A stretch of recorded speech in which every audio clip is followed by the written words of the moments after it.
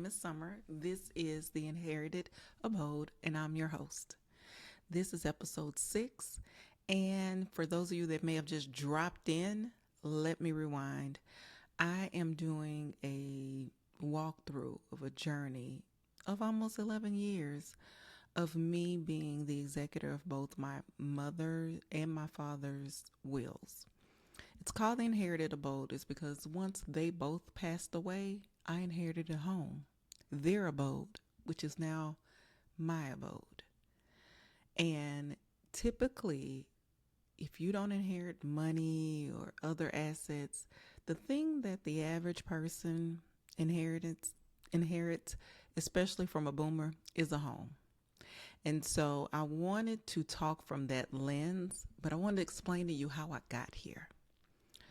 So now I'm at the point where my mother has just passed away, my last living parent. And I do want to give a disclaimer. If you have just gone through this experience, or if you're currently going through this experience, this may not be the episode for you. I am going to talk about some very tough things in this episode. What happens when your parent passes away, the sequence of events, and they are sensitive.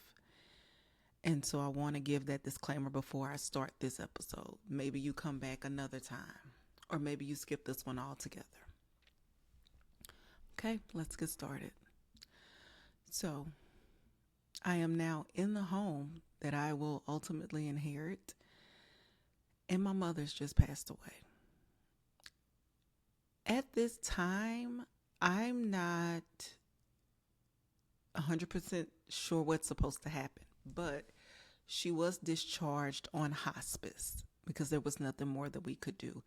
Hospice had come in, they had brought a bed, one of the like a hospital bed so that we can move her around. And so you are assigned a nurse who comes in, checks her vitals. And so the nurse felt like she wouldn't make it through the night. She ended up lasting 2 days. To the point of the first day, the first 24 hours, she came back and checked my mom again. And my mom's heartbeat was 80 beats per minute, strong. So what we ended up doing, that's who you call first if they're on hospice.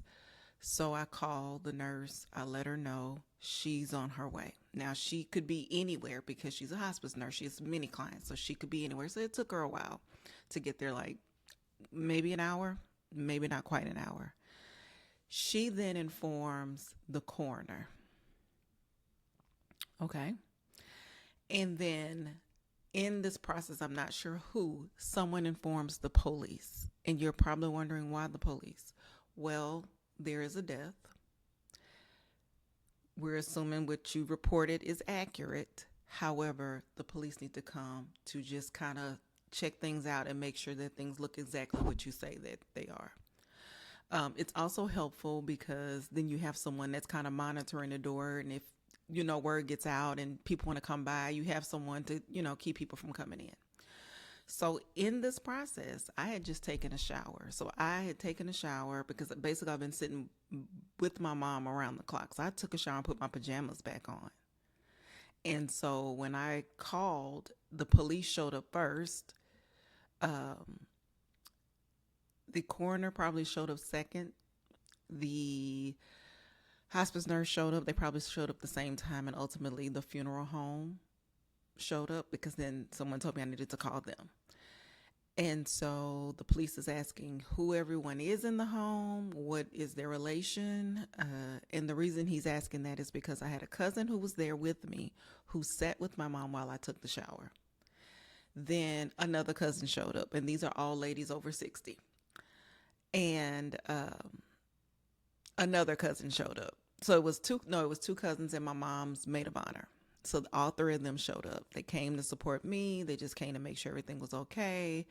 And then we have 2 police officers, the coroner, the hospice nurse, and ultimately the funeral home. So there are a lot of people in my house within an hour. I was not necessarily annoyed at the people that the cousins and things had shown up, but I guess it was better for them to be there than not. Um, and then the coroner the hospital nurse checks, and then the coroner, like, together they decide on the time of death, the cause of death, all these things. The coroner just wants the discharge papers because then that is easy. I don't have to explain anything. The coroner was training someone, so there were two people from the coroner's office there. I just was standing there. I didn't know what to do. And then ultimately, when they had their paperwork, the police officers got all their information, felt like, okay, this is legit, we can go. And the hospice nurse did what she had to do, which basically is a discharge of my mom. Also, the funeral home came. They are the people who removed the body. Now, again, I already knew who I was going to use, so I called them. They came. And so in the back of my mind, I know that's one of the next things that I need to do is to figure that out. Like, how does that work? There was no pre-planning, so I'm going to make all the decisions for this funeral service. After that, again, I was in my pajamas the whole time. The cousins, they stayed around for a little while, but then eventually everybody got out. Then I had to call my personal friends and my family members that I needed to contact to let them know. It wasn't as sad as like a sudden death because at this point I've been with my mom for over 30 days. I didn't want her to suffer, and of course I didn't live there, so there was no long-term plan if she just lived for another 6 months for me to be there. But she hadn't eaten this entire time. So we kind of knew it was going to happen, and it was going to happen relatively soon. In this process, I now need to make arrangements. When my father passed away, we did pay for the headstone. So her name was already on the headstone. Her birthday was already a headstone. We already knew where she was going to be buried. So that part was done. And by the way, even though you pay for the headstone, even though you pay for the plot, you do have to make another payment for someone to come out and actually do the process to put the body in. So there are immediate costs. Now, I mentioned that my mom had a life insurance policy, and then I also had a life insurance policy on her. So that is what I used to cover the funeral home and the arrangements. That's something that you need to think through. You need to check and see if your parents have that. If not, do they have the cash in the bank that you will use? How are you going to pay for this? Depending on what they want. Or do they want to be cremated? Is this just like no service? You just kind of need to know those things. So one, you need to know your parents' wishes for when they pass away. Two, you need to know how much this is going to cost. And if possible, if they're open to it, if they can go ahead and kind of tell you how they want this service to go, that would be better. That would definitely be better. Because again, I didn't live there. So my mom was a member of a church. They pretty much took care of a lot of the logistics, which I appreciated. So it was going to be there. I didn't have to pay a fee. The pastor was going to, officiate. All I had to do was really just do the program and inform everyone who was who was going to do something in the service. They even had someone there to help me with the program if I didn't know what I was doing. But at this point, I kind of know what's going on. So I put that together, called the people that I wanted, figured out what was the good date. I had to check with the church because other people have services. They have things on the weekend. Figured out what it was going to be. So basically 7 days. I had 7 days to pull this off. So what we did was I had to call my son. Now, he did see her one more time via FaceTime without her being on the breathing machine, so that his last view of her was not on a machine. And he took it hard. He took it very, very hard. I had friends come, family come, and classmates come. you really find out who's in your corner when these type of things happen. Little did I know that as a class, as a high school class, we support our classmates, and so they take up money and they send a wreath, and it just all these things that I didn't even know because I wasn't connected. But after that, I've been connected. Um, and it was a beautiful service. I really felt loved, and I really feel like my mom made an impact in the community, and I wanted to speak to that. So I did speak to that at the service.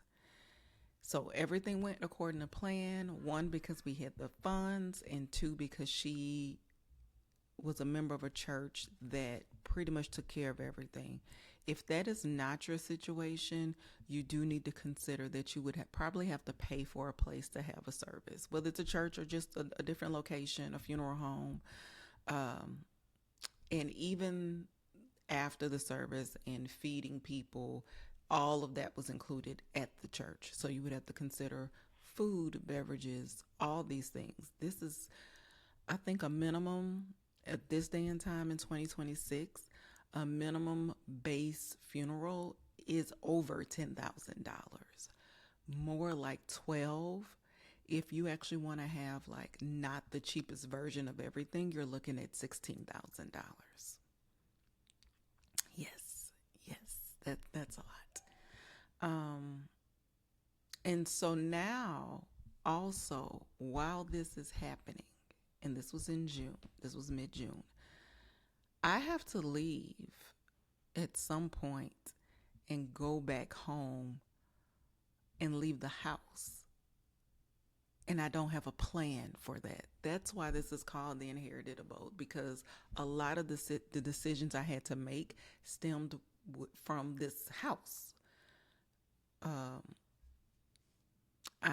have keys to the house, of course, but like her car is there. The bills still need to be paid. We have 6 months till the property taxes need to be paid. So I had this one stream of things to get done, which is a funeral. The second thing was, what do I do with this house? Now, again, I've mentioned I have a stepbrother. So we actually co-own the house. He owns 50%, I own 50%. But as the responsible sibling, I'm in charge of figuring all of this out. And so now I'm talking to my friends who are homeowners, and they are doing God's work. They decide, and they're engineers, so that also helped. They decide they're coming to the house. They're going to do a walkthrough with me. They're going to help me set up cameras because we didn't have cameras. They're going to help me automate and do as much as I can to this home so that I can keep an eye on it from afar, from 5 hours away. And so I make it through the funeral. I start just trying to sit down and make a plan of what I need to do. So that would be stream 3. So we have a funeral. We have, what do we do with this house? And we have, the thing that everyone tells you about. Oh, now you need to do the will, the trust, the blah, blah, blah, blah. You need to do all those things. Okay. So for the funeral, the insurance company does not send you money directly. You put them in touch with the funeral home. They already verified that it's me. And, I've sent them whatever documentation they needed to prove the death. And you make sure the funeral home do not disclose how much you actually are getting.